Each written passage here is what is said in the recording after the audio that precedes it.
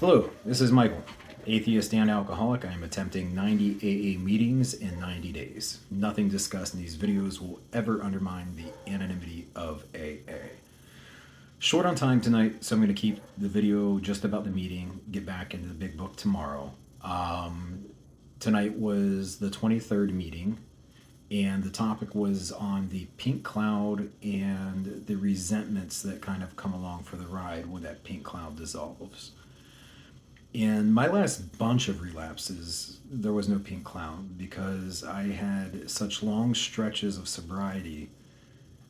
I was kind of doing everything right. I was meditating, journaling, working out, deliberately making time for family and friends, like doing all of the right stuff. So if I had a year and a half or 2 years or 3 years sober and I went on a week-long bender, I didn't really have to rebuild anything but the trust, which, I mean, that's obviously fucking huge.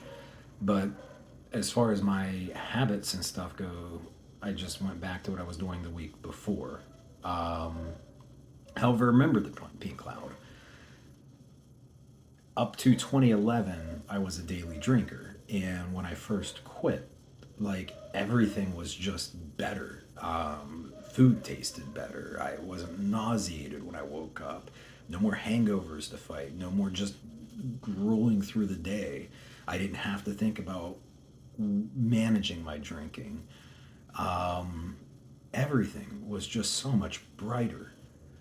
But eventually that became normal, and now I'm left with all of life's normal problems, the shit that I didn't have to deal with for years, and it's not shining, life isn't shining brighter anymore. Now life just sucks and I have no way to escape it. So,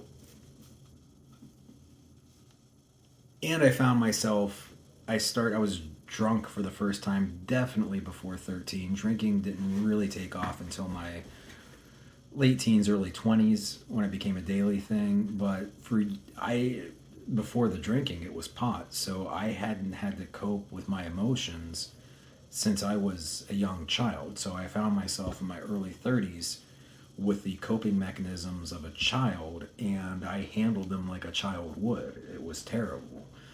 Alcohol was the solution until it was the problem. So, and I started wondering if alcohol, if that solution was worth the cost. And I tested that theory repeatedly until I finally found that it was. And I think the first hospitalization for withdrawal a couple years back was the final results I needed in that experiment to realize it's, no longer worth the cost. What I did find, though, through all of the long stints of sobriety and the relapses that continued to escalate no matter how long I was sober between them, is that every time I did manage to work through some issue, some bullshit, some normal life problems, small or big, it got a little easier. That I maybe upgraded my coping mechanisms to that of a child, to that of an adolescent, then a teenager, and then a young adult, until it finally caught up.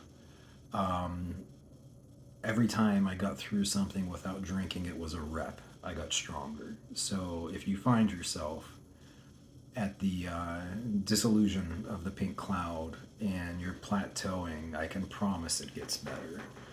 Another thing I leaned into that helped a lot was, and this has been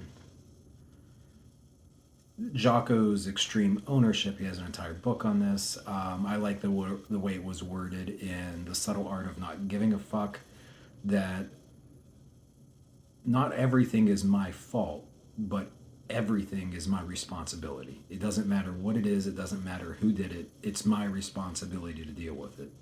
And one of the examples, I believe this was in The Subtle Art of Not Giving a Fuck, is if you walk outside your door and there's a baby sitting on your doorstep, and if you hate babies, swap it out for a puppy in that basket.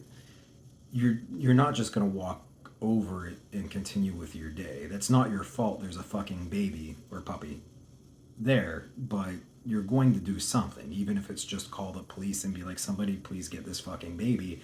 I don't know who left it here. but it's going to freeze to death. You're going to do something.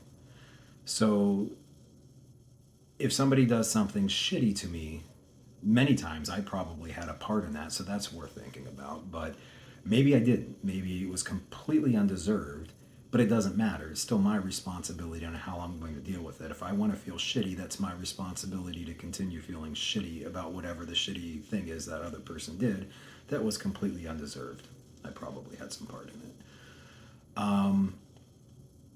Bigger example, not that long ago, a couple months now, we lost our nephew to an overdose. It's not my fault he's gone, but it was my responsibility to figure out a way to cope with that without drinking. In 2019, we lost our female German Shepherd unexpectedly. That was the end of my 3 years of sobriety. So now my nephew's gone, and I was a big part. He was more like a little brother to me, and it fucking sucked. And I am certainly not grateful that he's gone, but I am very grateful that I was deliberate in building the coping mechanisms that were necessary over the past few years to deal with that without picking up again. So that's all I have for tonight. Tomorrow, I'll make more time, make sure that I get the video started earlier so I can get back into the big book. But that's all I have for tonight. Thank you, and we'll see you here again tomorrow.